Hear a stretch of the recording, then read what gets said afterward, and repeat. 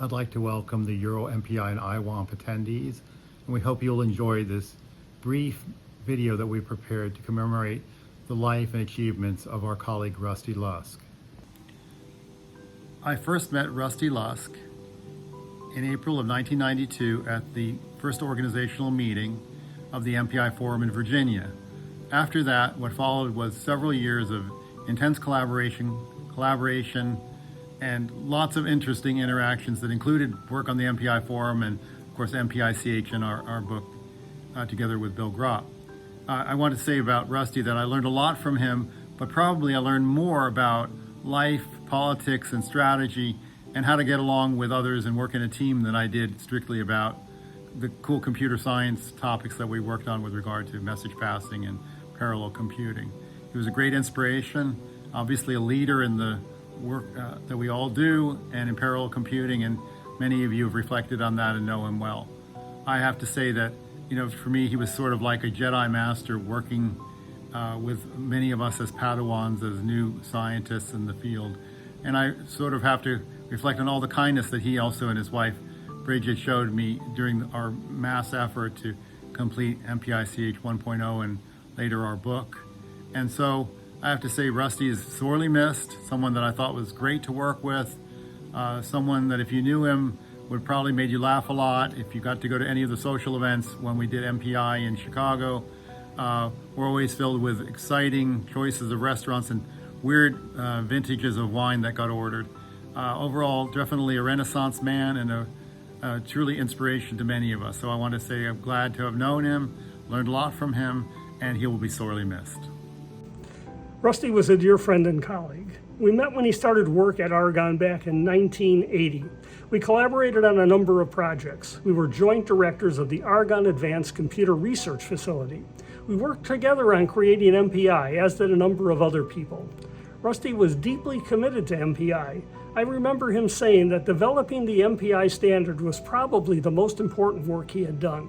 But of course he was involved in many other efforts as well. I relied on Rusty for frank and honest opinion, advice, and feedback. He was the one I sought and trusted most, not just professionally, but personally. He was brilliantly articulate, quick-witted, and open, easy-mannered with a sense of humor, and his quirky habits were a delight. And so refreshing, especially when he never was mean-spirited. I miss my friend. Hello, my name is Thorsten Höffler, and I fondly remember my interactions with Rusty Lusk in the early MPI 2.1 and MPI 3 days. He was always inspiring to me as a leader in the MPI 1 standardization. While I was a young student just joining the HPC community, he was one of the big guys that laid the groundwork for the work I've been doing and many people to follow us. We will miss him in the MPI forum. He was also always a great source of fun. I enjoyed deep technical discussions with him, and I still really fondly remember one of my key experiences with the 25 years of MPI party in his personal house where we had lots of fun. Another fun fact is actually that it took me many years to understand the connection between his hair color and his nickname, despite our commonality. Well, Rusty, we dearly miss you, and we hope to carry your legacy forward in the MPI forum and in the HPC community. I first met Rusty when I joined the Math and Computer Science Division at Argonne in 1990. We quickly bonded over a shared interest in mathematics, parallel computing, and portable software. I really learned a lot from Rusty. Using MPI was my first book. Rusty had already published a jointly authored book, and his guidance and experience made the difference in getting using MPI finished. I remember him telling me, the first thing you'll see when you get the books back from the publisher will be an error. I thought this was a bit of a hyperbole, but in fact, when I opened the book, the first thing I saw was an error.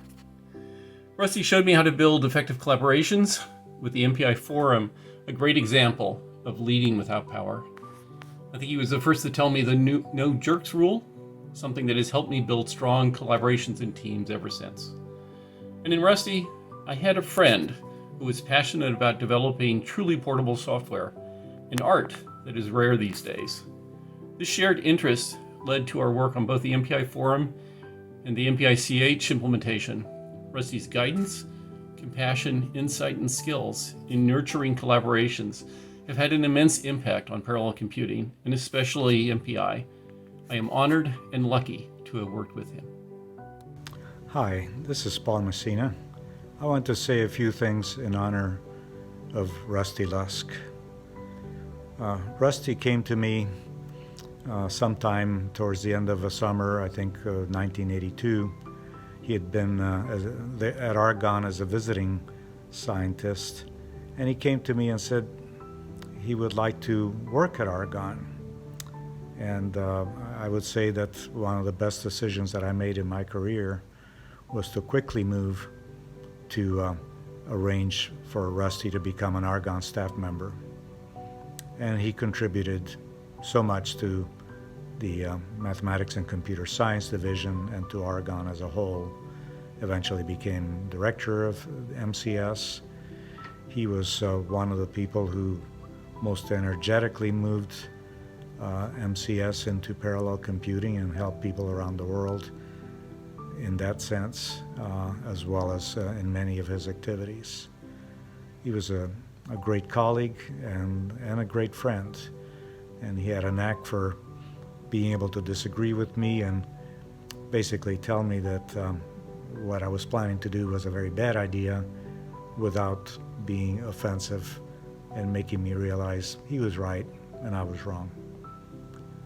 I will miss him very much. He was a great person, a great scientist. Sorry he had to leave us younger than should have been the case. I'm Rajiv Thakur. I joined Argonne in 1995 to work with Rusty and Bill Gropp. It was just the three of us in the group in those days. And one of my memories from that time is that the MPI forum had just started working on MPI 2. Rusty was the chair of MPI 2, and the meetings were held in one of the hotels near O'Hare Airport in Chicago.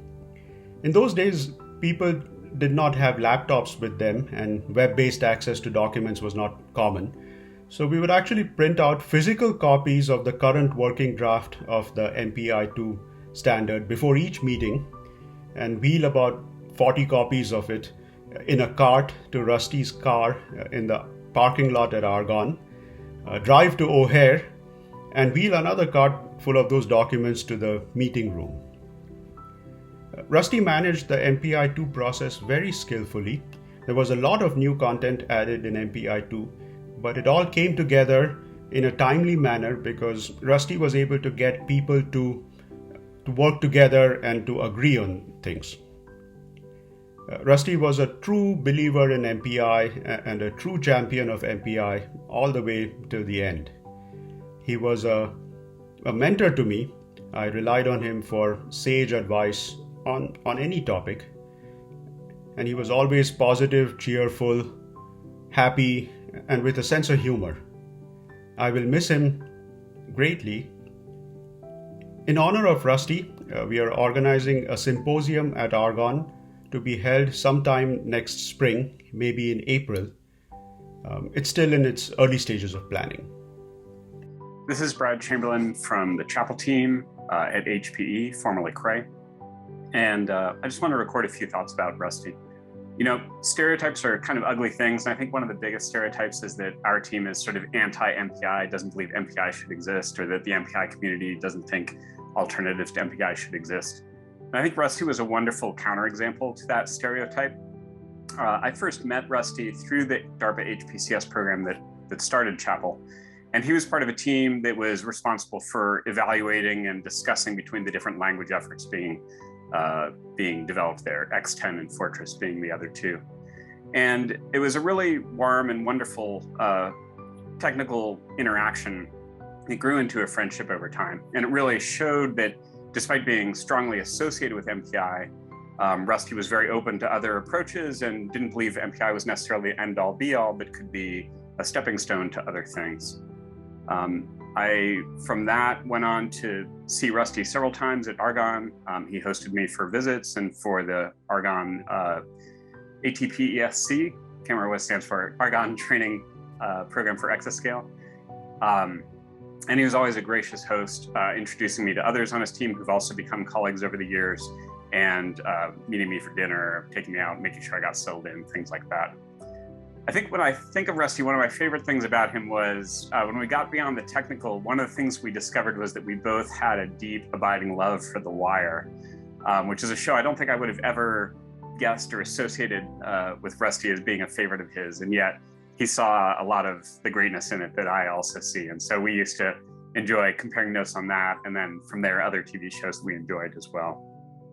I hadn't been in touch with Rusty much since his retirement, although we exchanged a few mails now and then. We had hoped to meet up in Seattle sometime because he has a son in town, or had a son in town here anyway. And unfortunately, that didn't come to pass with the pandemic and then ultimately Rusty's passing. But I think of him fondly all the time. He was a very important mentor to me earlier in my career and a good friend later in my career. And I miss him all the time. So thanks very much.